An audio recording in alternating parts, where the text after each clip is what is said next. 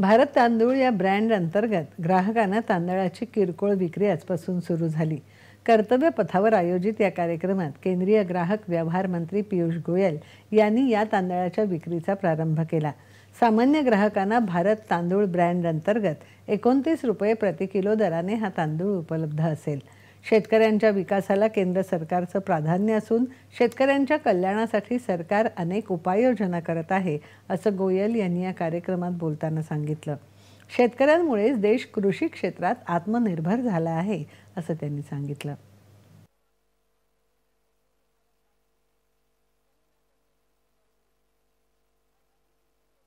हम सबके लिए सौभाग्य की बात है कि माननीय प्रधानमंत्री जी के आशीर्वाद से, उनके मार्गदर्शन में अब भारत चावल मात्र 29 रुपए प्रति किलो भारत चावल देश भर में खुदरा में, रिटेल में उपलब्ध कराया जाएगा।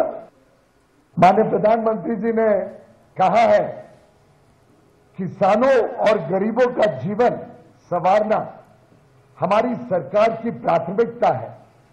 मेरे लिए आप ही मेरा परिवार है, आपका सपना ही मेरा संकल्प है।